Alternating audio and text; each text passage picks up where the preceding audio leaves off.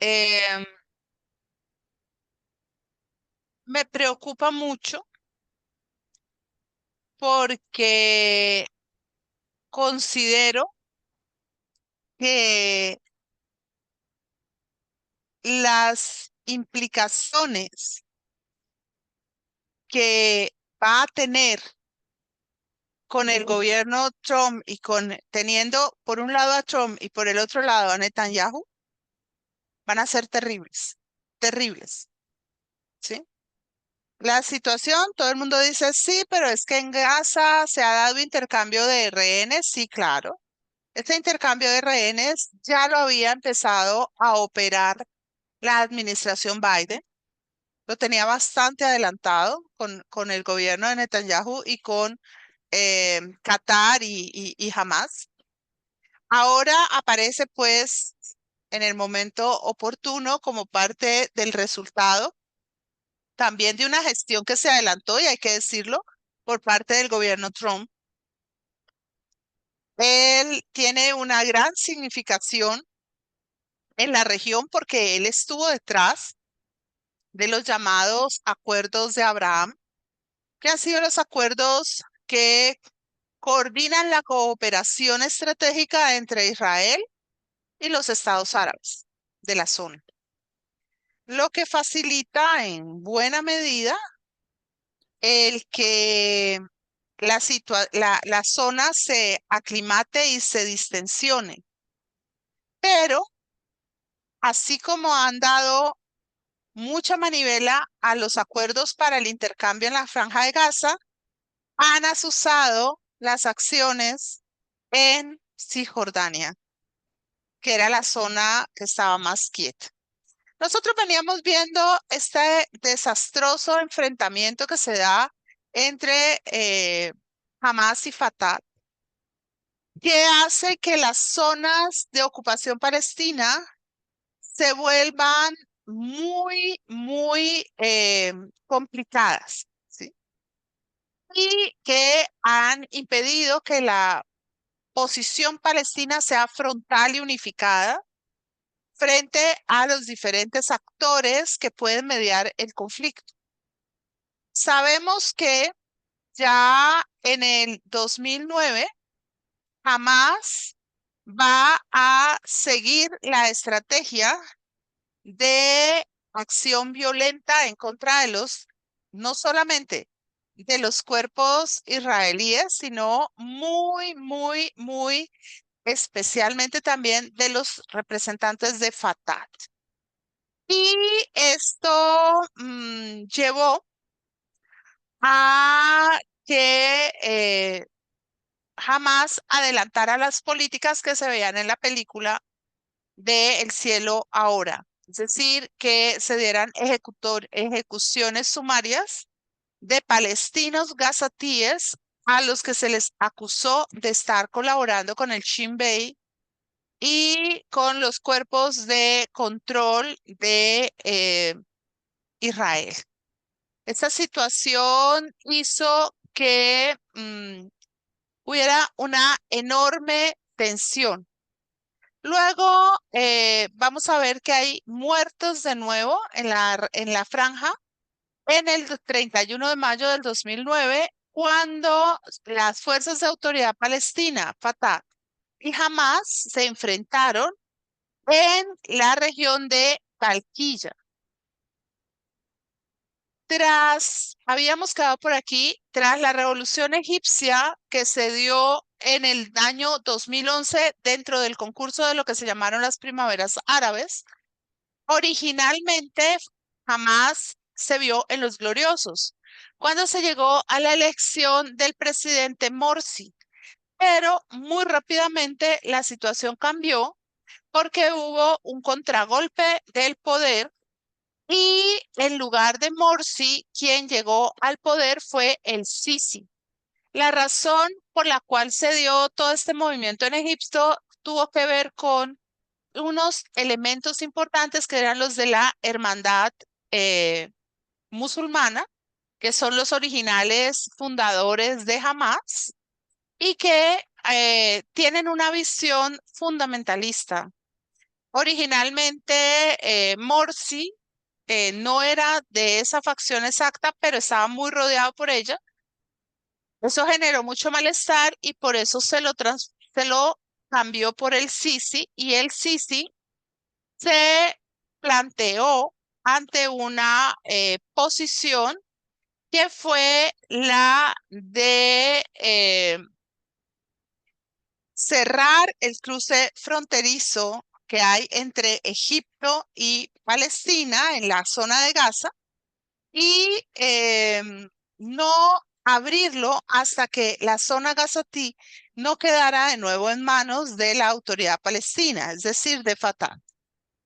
Esto llevó a los líderes de Hamas a acusar a los miembros de la autoridad palestina de estar actuando del lado de los enemigos de los palestinos y estar ayudando al bloqueo de Gaza. Bien, en 2011 estalla la guerra civil en Siria. La guerra civil en Siria es un momento que vamos a ver después, un momento sumamente crítico. Siria había sido uno de los territorios que más injerencia habían tenido en el conflicto árabe-israelí, el conflicto palestino también. Y en ese caso, lo que ocurre es que los miembros de el perdón, los miembros de el gobierno sirio van a verse atacados por una fuerza conjunta llamada los rebeldes.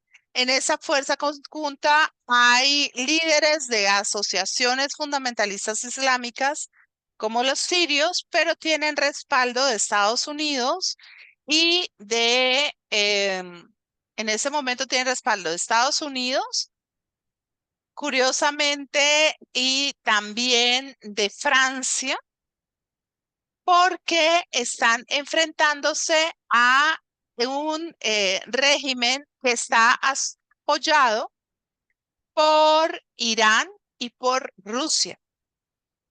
Y estos, pues entonces no lo quieren ni poquito Occidente.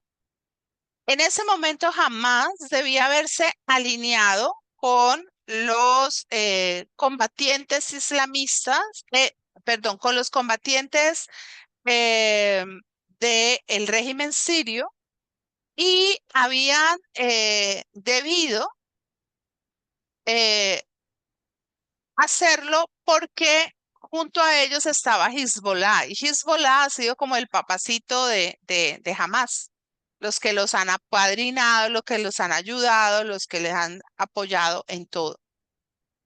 Pero Hamas toma la decisión de desmarcarse y abandonan Siria. No van a apoyar a los rebeldes, pero no van a seguir apoyando, ¿sí? A el régimen sirio en el poder.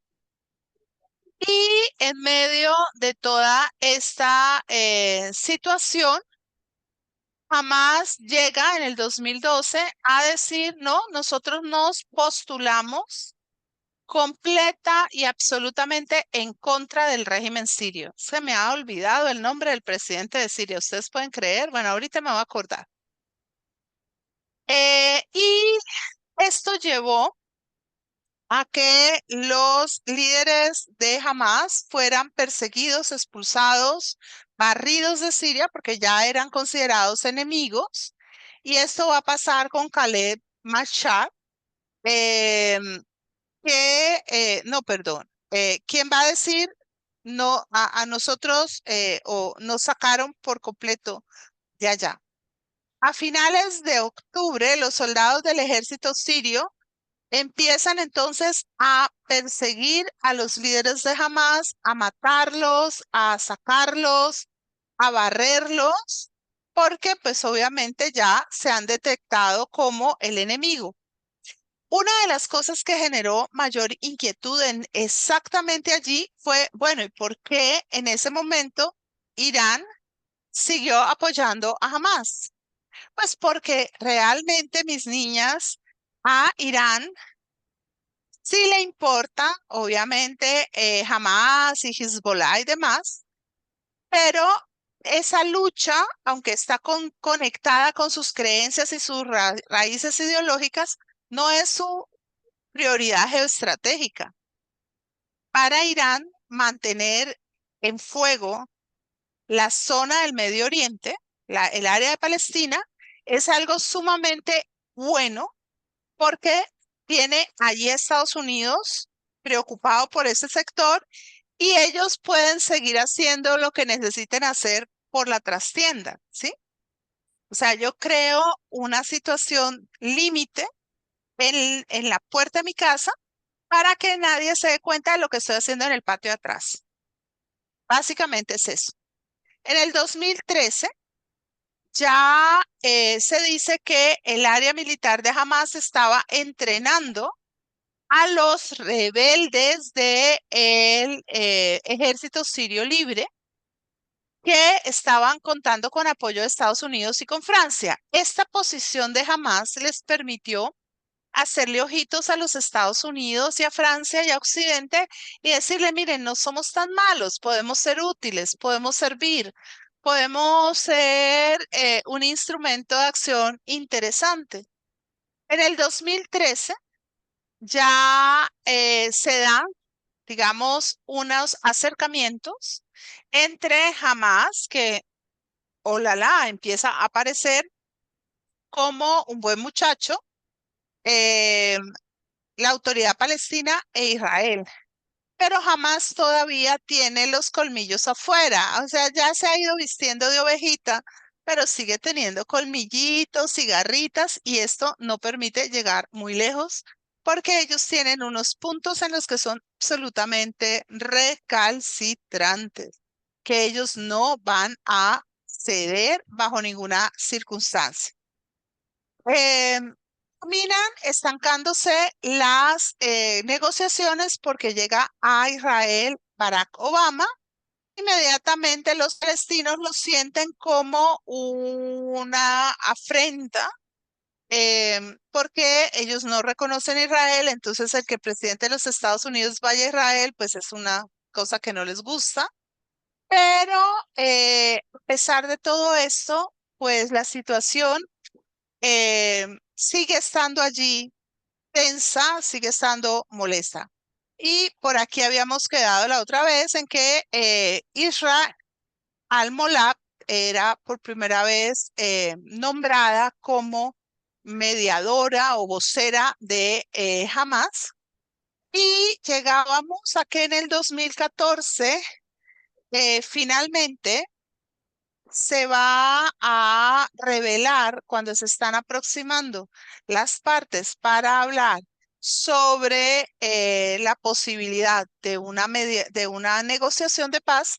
El Shin Bet va a afirmar que hay un complot de Hamas para tratar de reventar la situación de Fatah en Cisjordania.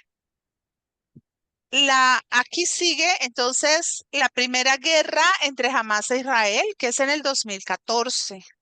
Una guerra que va a ser muy turbulenta, pero que no va a tener mayores consecuencias para Israel porque ellos cuentan con la operación Margen Protector, que permite bloquear todos los disparos que se hagan de cohetes desde Gaza sobre Israel.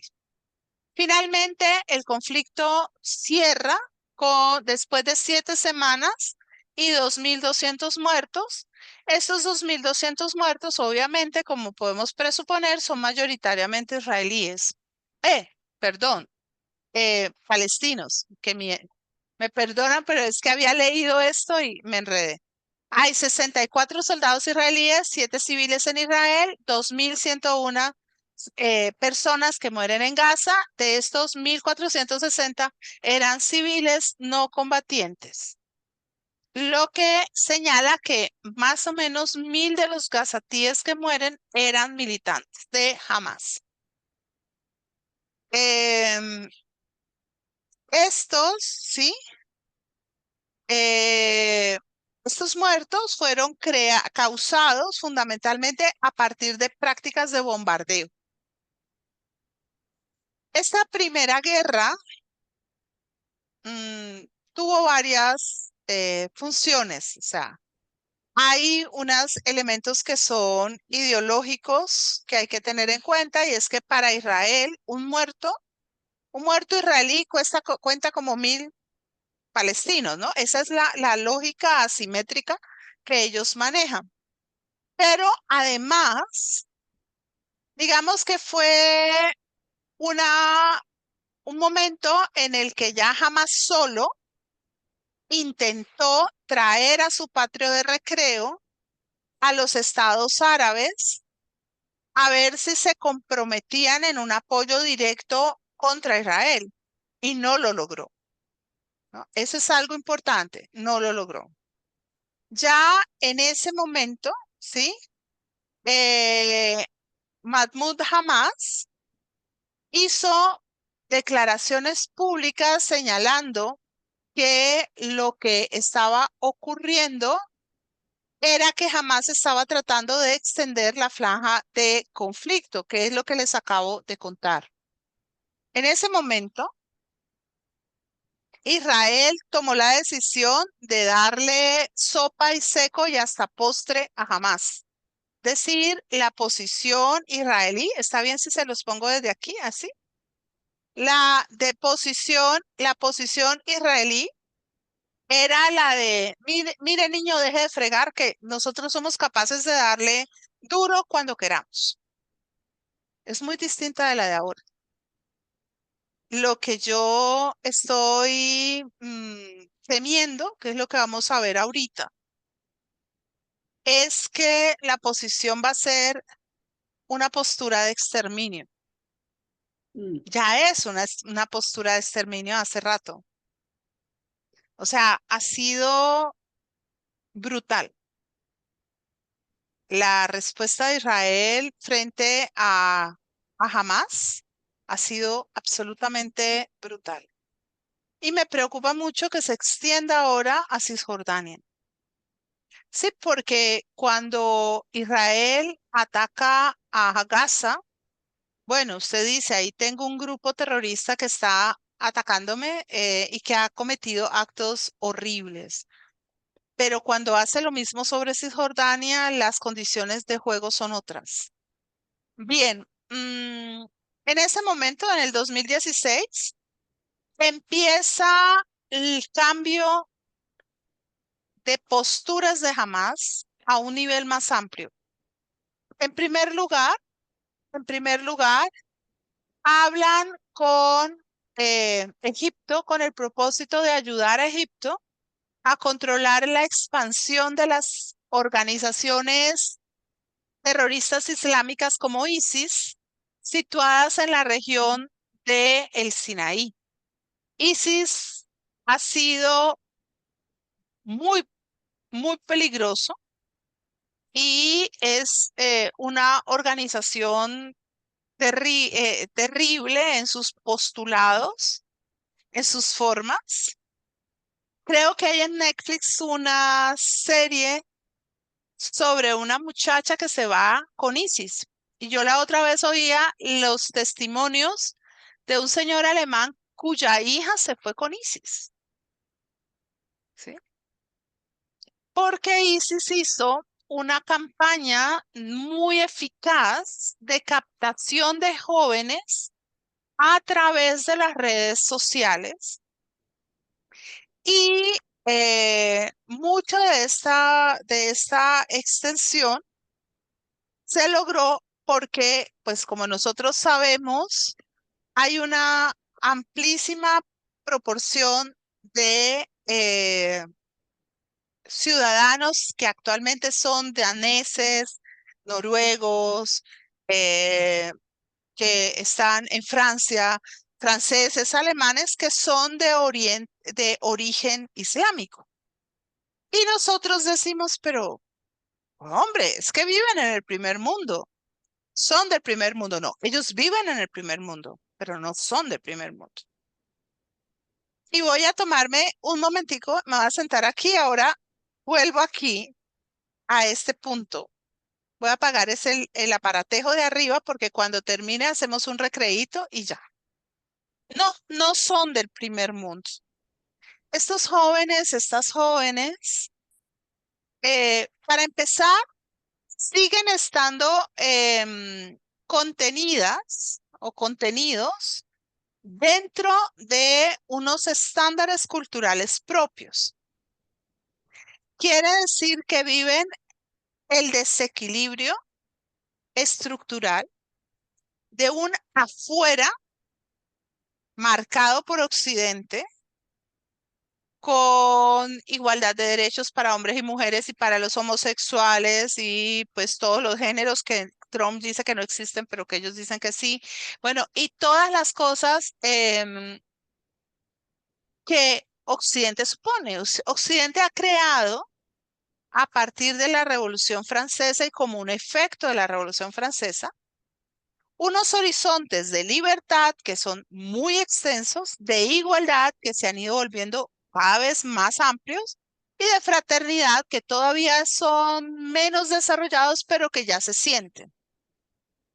Y tan ya se sienten que usted hoy en día le dicen, vote, ayúdele a los de Gaza o ayúdele a los de acá y usted decide si da su dinero y se siente solidario con lo que pasa aquí y allá. Eso antes no pasaba. ¿Sí? Antes, esa idea de que, y cuando digo antes, digo en el pasado, antes de la Revolución Francesa, que se estaban muriendo los austríacos por la guerra con Francia, vivan los franceses que están matando austríacos, que se estaba pasando, no había esa solidaridad, los márgenes de solidaridad eran muy pequeños, la solidaridad ha crecido, no era el horizonte que iba a crecer más rápido, porque es el más exigente, para que se dé, tiene que moverse la gente en un horizonte de universalidad que solo ahora con la globalización se ha construido. Yo siempre he dicho que la fraternidad iba a caminar a lomos de la globalización. ¿Por qué? Porque yo, pues, como sushi, me puedo decir como japonés, pues me identifico con los japoneses. Si pasa algo en Japón, yo lloro. O sea, pues, me puedo, como veía yo, uno de nuestros casos muy simpáticos, pero muy real, de una muchacha que decía, es que yo me he visto como francesa, hablo como francesa, me muevo como francesa, y le dicen, ¿y eres francesa? No, pero me siento francesa. Esto está pasando, ¿sí? Eso es parte de este horizonte.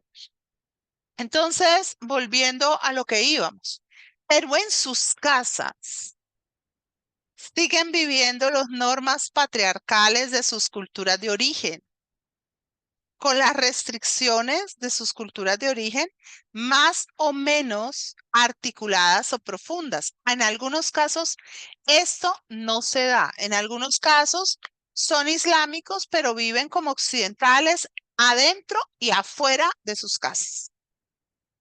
Pero cuando estos jóvenes o estas jóvenes salen al mundo exterior y van a pedir un trabajo o se van a montar en transporte público, son leídos como islámicos. Una de mis amigas me contaba, bueno, eso fue ya hace varios años, pero no creo que esté muy raro, muy lejos de lo actual, puede estar hoy en día más atenuado, de haber llegado a una farmacia en París a comprar un remedio y le atendió una muchacha muy joven, muy competente, y conversaron y la muchacha le contaba que era profesional, yo no sé en qué, pero que había terminado como dependiente de la farmacia, que la farmacia era de su familia y a ella no le daban puesto en su profesión por ser islámica, ¿sí? Estos jóvenes, estas jóvenes que han sufrido el golpe, por ejemplo, que pasó en Francia, no sé si ya hayan cambiado, creo que no, de que si tú entras a un edificio público o a un montón de cosas, no puedes usar el velo, no, ¿sí? Esa negación de unos elementos que son parte de su identidad hace que estos jóvenes, estas jóvenes muchas veces vean con un cierto romanticismo y con una cierta nostalgia sus lugares de origen. Muchas y muchas de ellas no han vivido las guerras, no les han tocado las circunstancias críticas. Y esto los ha llevado en grandes números a trasladarse con los de ISIS al Medio Oriente. ¿Por qué ISIS no se volvió una amenaza mayor? Por la misma razón que Al Qaeda dejó de serlo.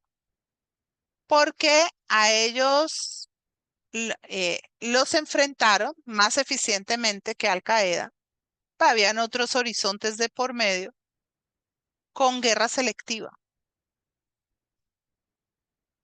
Con guerra selectiva.